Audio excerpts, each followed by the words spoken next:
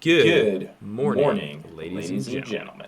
Welcome back to another pre-market watch list. Thank you guys for tuning in. Really appreciate it. Anywho, So really just two stocks. I mean, there's more, but I'm not crazy about today. So I figured I just kind of mention the two kind of main. Do you have an echo? Is there an echo? I really hope not.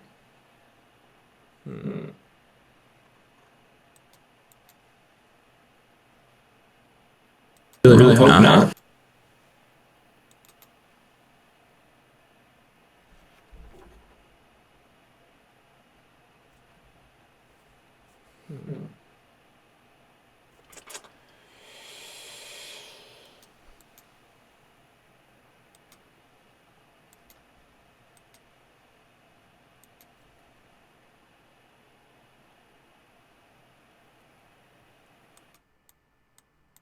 Okay. Did the echo go away? I hope it did.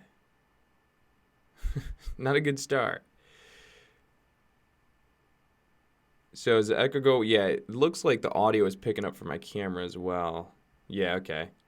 Yeah, see, that's what happens. I let my friend use my camera to go do a video shoot, and then he brings it back with the video mic sound for the camera. You see what I'm saying? You see what happens when you try to be a good guy? You try to help somebody out. They just ruin your whole YouTube stream. See, that's what I have to deal with. No, I'm just kidding.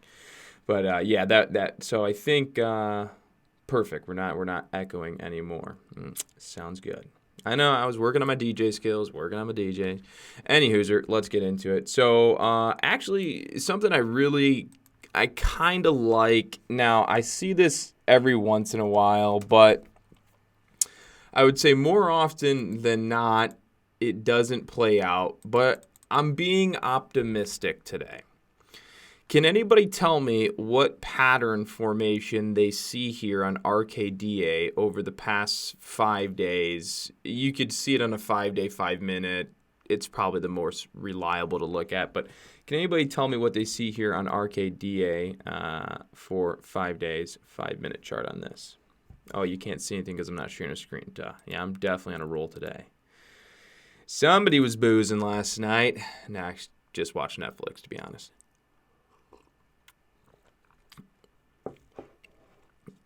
Leonardo Lusk, yeah, it would be a it could be. Yeah, it would be if it breaks up, it would be a multi-day breakout, but what other pattern formation is within there? There's a key pattern I'm looking for. Well, it's already there, but I'm looking for you guys to answer.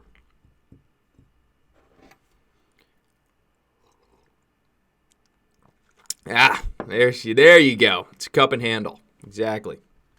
You can see it here. You got a cup. Well, you have the top here at about, we'll just call it 9. And, breaks down, base, bottom, higher, low, continuing higher lows up. So the cup starts here. Now you have your cup.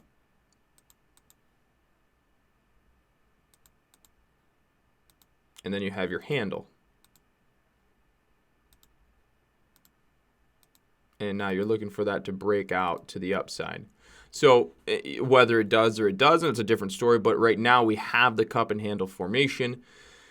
Whether there's enough traders following RKDA still or looking at RKDA, it's possible we do get a breakout. I will say this, that the momentum is significantly less than what it was, of course, on these days. So, we're banking on the idea that we can get this formation to play out and break up. So we'll see. Again, there's far less momentum, shall we put it that. This way, it might be a little bit more obvious for you guys. This is a 1-hour chart. You got the cup, handle starting, and you'd really want this just to blow up and go through. So anyways, that's what we'll be watching today on RKDA. It's basically a breakout. Now, here's the thing, is I wouldn't really trust being long. There's a couple ways to look at it. I mean, you could try and be long, but the breakout's going to happen like over 9. Like that's really where the true break would be at, is like over $9. So, it's always kind of a catch-22 because you don't really want to buy the breakout. But of course, you don't want to buy before a breakout and then it not break out. So it really all depends on how it sets up, in that moment in time. But if you buy, and that's what I mean, is if you think it's going to break over 9 and you want to get long like before the breakout level, you can do that, but just know that if it gets to the resistance and it doesn't break out, it's probably going to come down pretty harsh. And so that's kind of just it. So it's kind of a catch-22. It's whether you want to get long over the breakout, miss part of the move before the breakout, get caught in portion of the squeeze, which means it gives you a worse fill as you break out, or do you want to get a better fill below the breakout before the squeeze happens, but then also play with the fire of it not breaking out and then it reversing and coming down on you. Again, it's so if you just watch it. That's all I gotta say. Just watch it. All right. Leonardo, I like that plan, right? So if you're long bias, you're looking at this as a long. If you're short bias, you don't want this to get over 9, and if it does, you want to be maybe shorting in towards like 10, a little bit over 10.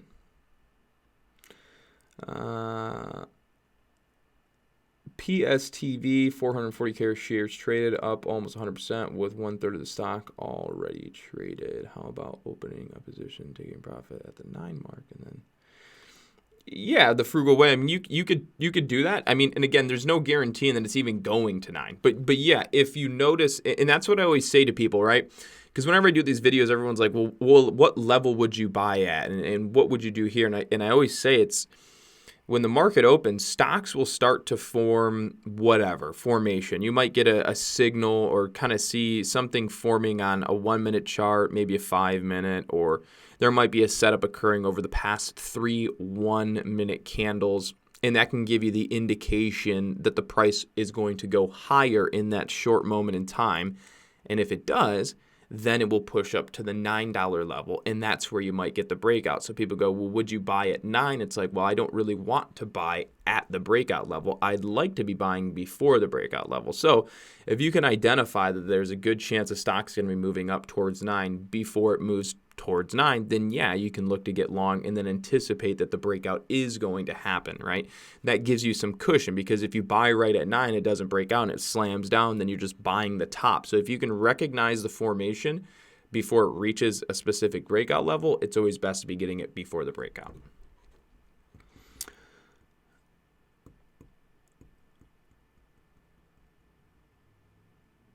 All right, so anywho, we're watching RKDA for that particular setup today. I'll put on NVDA real fast. So NVDA had earnings, and it actually was in a long setup and a long formation pre-market. Then it just kind of rolled over and got smoked a little bit.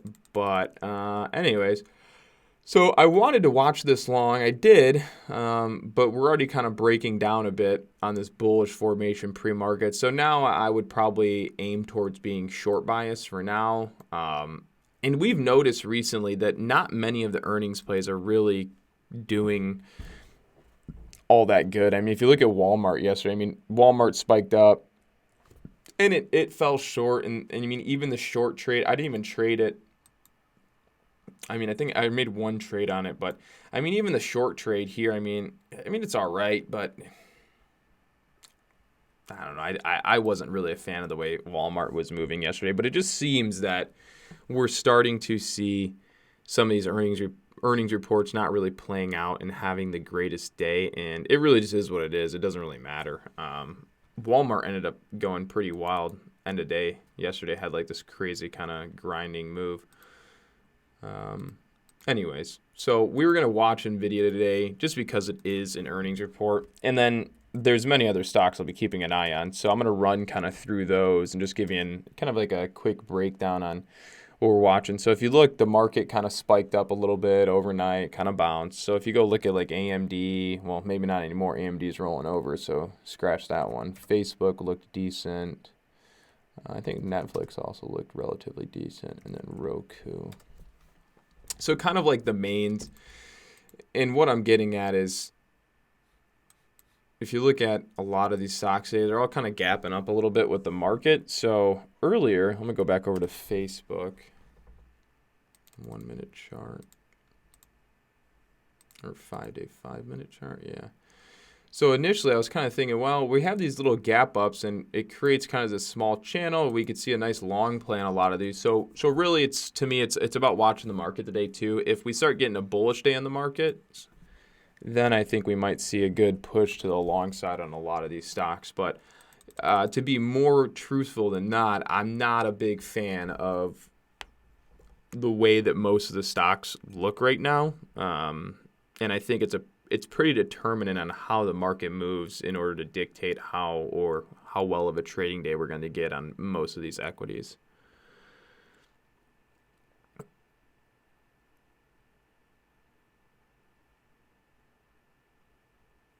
Yeah, let's take a look at PSTV. Let's see. Yeah, PSTV, interesting move so far. I'll probably stay away from it for reasons of the spread. The spread's probably, I don't want to buy that. Yeah, the spread on this stock is 750 to 769. That's 20 cents. Yeah, 20, 30 cents on this stock, not even worth it. Yeah, again, that's another thing. Like, I would never, I mean, maybe I will. We'll see. I mean, I guess it always depends on what happens, but yeah, I mean, if you look at this, the spread right now is 750 to 775. I mean, that's just ridiculous. I mean, let's be honest here, market makers. It's just a ripoff, honestly, because it makes it damn near impossible to trade it at that point. Because someone like me, where I'm coming in with 2,500, 5,000 shares. Imagine doing 5,000 shares on a market order, right? You get in, and now your 5,000 shares is going to be off by 20 cents. You're already right there losing $1,000 just alone on the spread. So just by the spread difference, you're down $1,000. And then if you're trying to get in on a limit order with 5,000 shares, you're just never going to get filled. It's just not going to happen unless you put out a limit order when the price is selling down and you pick up shares as people are selling the stock, then you would get filled. But if you knew that the stock was going to go up and you placed in a limit order accordingly to the point where a stock is about to break to the upside, you're never going to get filled because the market makers will just continuously jump your order to be first in line, causing you to jump their order, which then causes the price of the stock to go up. So you're actually just making the stock price go higher without actually getting filled. And as you do that, then your desired entry price becomes so far below where the price of the stock is now trading that you've missed your move. So again, with the 20-cent spread, there's no point in me trading that. It's not worth it. SINT, I mean, yeah, the SINT is a dud now. There's no point in trading that. I mean, look at it. It crashed. It's not even worth it. I mean, you could argue that maybe there's going to be a small bounce or something, but I mean, when a stock goes up like that, comes back down, gets all its gains, clearly that's not a good stock, right? And if you looked at it all day yesterday, there was just a massive divergence, right? Look at this going up the whole day.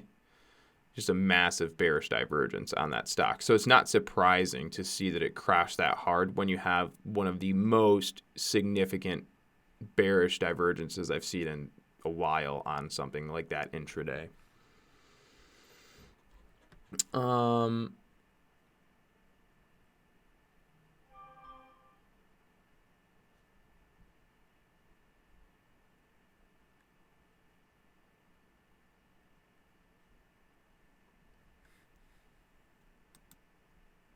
Well, I mean, if Warren Buffett bought Amazon, it's probably because he feels that Amazon's a good company. I mean, if you know how Warren Buffett invests, then he's in. Let me phrase that. If you're looking at Warren Buffett, he's looking at the company going, "This is something that I would like to own 10 years down the road." So that's his thoughts. It's not what's going to happen tomorrow, what's going to happen next year. It's, if I were to own Amazon, will this continue to be a profitable and good business 10 years down the road? Chances are, yeah, it probably will. Just because he bought at the price that he bought at, does that mean it's going to go higher right now? Does it mean it's going to go lower? It could go lower and it could go higher. Just because Warren Buffett buys doesn't mean that it's the best time to buy. I mean, we all seen what happened with Heinz, right? Everybody makes mistakes. So just because he's an accredited investor and he's made billions doesn't mean that he's always going to be perfect. So again, I think that in regards to Amazon, pretty much in regards to most stocks, you're going to have a better buy price in, a year, 2 years, 3 years. So, but again, you can always do dollar cost investing. I mean, that's always, honestly, dollar cost averaging is probably the best thing that any typical investor can do. I do dollar cost averaging all the time. I mean, most people do anyways, because it's just how investing works. So, which dollar cost averaging would basically mean you're less concerned about trying to buy the absolute low point, or you're not as worried about buying the absolute high point. You kind of just start investing, and you just kind of invest regularly. So you're constantly buying shares up here and down here and right here and there and there and there and there. And then eventually over time, you just keep doing it and doing it and doing it and doing. You accumulate a lot of shares at a specific price just over time. And whenever your equities are trading above that price, you're in the green by a lot. And whenever they're below that, then you're going to be in the red by a lot. But if you keep investing, then when it's in the red by a lot, you're buying shares at these really low prices, right? And then when it gets above your level, and you're buying shares at the really high price. So it's dollar cost averaging. And generally over time, if you do it, your dollar cost usually tends to go down because you're just buying, right? You're just kind of buying shares. So when they're really, really low, you're buying shares. And then when they're really, really high, you're just kind of smart enough to know that this is the time where you don't invest as much, right? But as it gets lower, now it's be a little bit more aggressive on the investing. So, it all depends on how you look at it.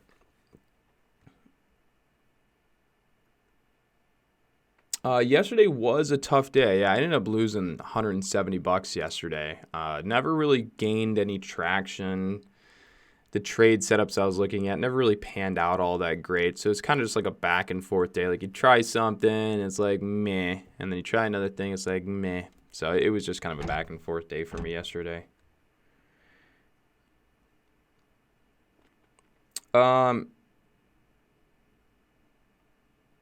So to answer your question about CFDs, generally CFDs are not used for investing because CFDs, just like options, right? And so to speak, like options are not used for investing. Investing is a term that generally means you're invested in it. You own a portion of whatever it is you're invested in. You're part owner when you're investing, or you're going to get something out of it, usually long term. When it comes to CFDs or options, they're not really used in terms for investing.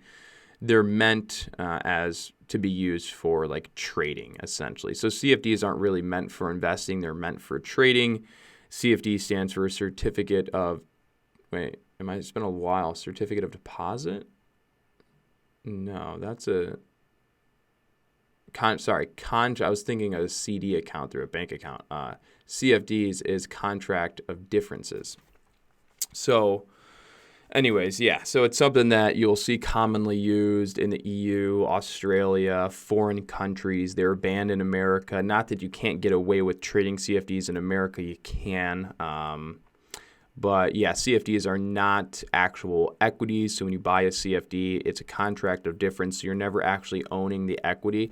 It's essentially, it's a contract between you and your broker, and it's you saying, hey, I would like 1,000 CFDs or 1,000 shares of contracts of differences on Amazon, and I'm going to pay $1,800 per contract of difference, and you're going to issue me these contracts at $1,800. And depending on whether or not Amazon goes up or goes down, I will then give you back all these contracts of differences for the price reflecting price of Amazon at the current moment. So if you get 1,000 CFDs of Amazon at $1,800 and then Amazon goes to $2,000, then you're just giving back all those contracts to your broker at $2,000. He pays you the difference. That's basically what it is. So there's been a lot of controversy of whether or not, and again, it's something that even the EU and other places have problems with, because contracts of differences, it's very controversial because it's a conflict of interest. Because if, for example, say I'm the one that's giving you the contracts of differences, I'm your broker, essentially I'm going to lose money if you win. So in theory, I always want you to lose, because if you win, then I'm paying out of my pocket to you. So then there's been shady things that have happened with CFD brokers. There are legit ones, but it's been something that was heavily cracked down on and regulated and so on. No, that they're illegal in the U.S. to trade under your own. Sorry, let me rephrase that. To trade contracts of differences in America is illegal, but there are ways to get around it by by it not being your own account. Right? If it's not your own account, it's actually somebody else's account. I mean, I could go on, but generally speaking, yes, you shouldn't be trading them under your own account or your own account in the United States.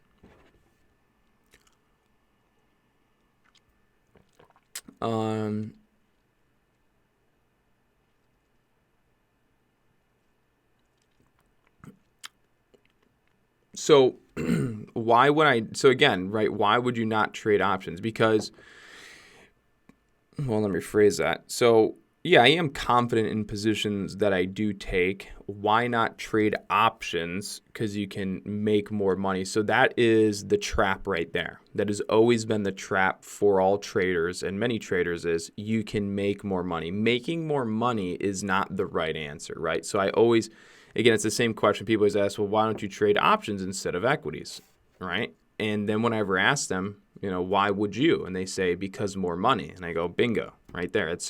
That's the problem. Because you think you're going to make more money, trading something that's leveraged doesn't mean you will.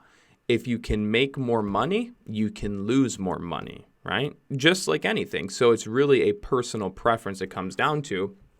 Yes, if I short 1,000 shares or whatever, I might make close to $1,000, right? But if I did the equivalent of those 1,000 shares in options, I might make 5,000. Whereas same thing.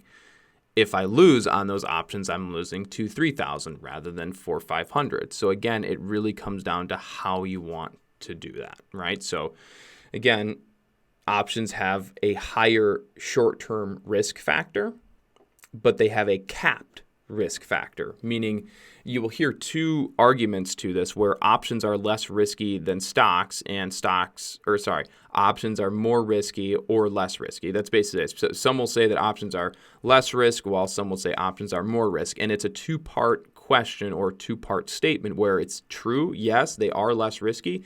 And it is true, yes, that they are more risky, because when you buy an option, right, if you buy an option, you can only lose the amount of money that the option is worth. So if you put $100 in, right, you can only lose that $100 on the option. You can't lose more than that. Whereas if you bought 100 shares of, let's say, Netflix or something, you could lose $100 after the stock goes down $1 because you have 100 shares. And if the stock goes down $2, now you're down $200.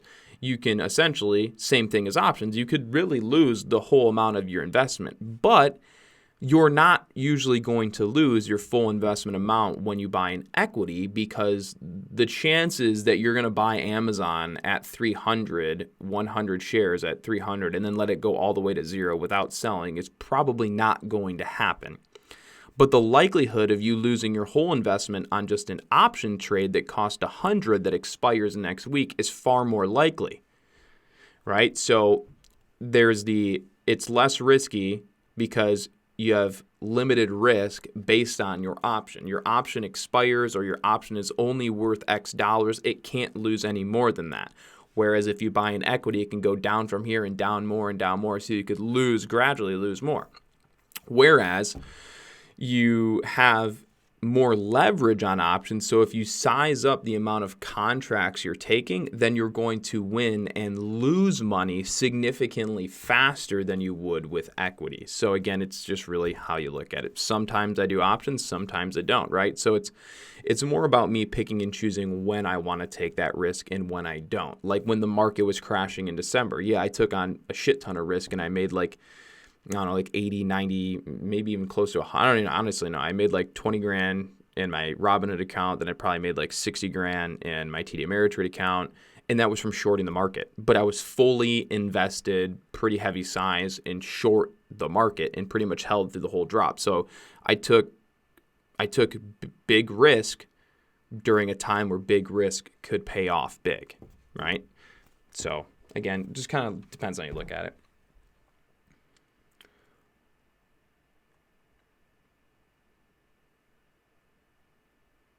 Yeah, Tom, you can control more stocks with less money. You're absolutely right.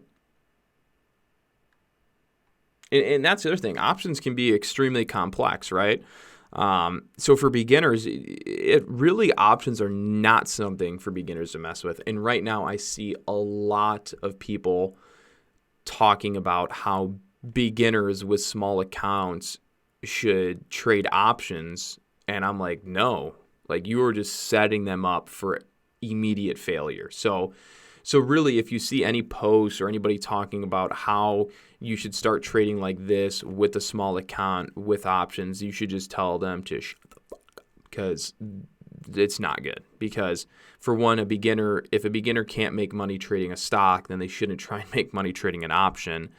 And there's so much complexity within an option or a derivative that they have no idea what they're even doing. They don't even know what they're buying.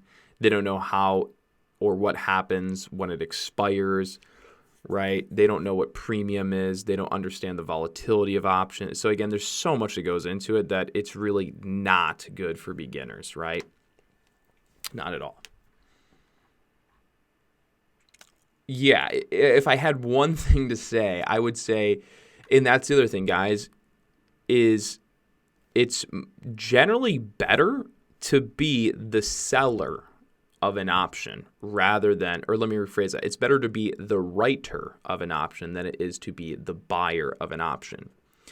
So think about that. For any of you guys considering trading options that don't yet really trade or kind of trade them, think about what I just told you and then figure out if you can understand why it is what I just said is the way it is. Why is it that you would rather be the writer of an option than the buyer of an option? When you figure that out, then maybe start to consider trading options.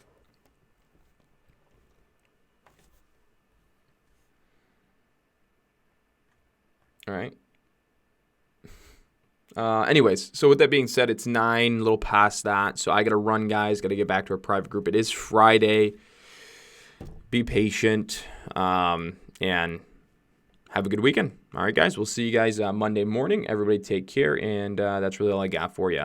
Actually, I will be doing a video, I think, either today or over the weekend sometime regarding options. Since we just talked about it, I've already been thinking about this, but it's going to be one of the most common mistakes that I see lots of beginners make trying to trade an option with a small account, right?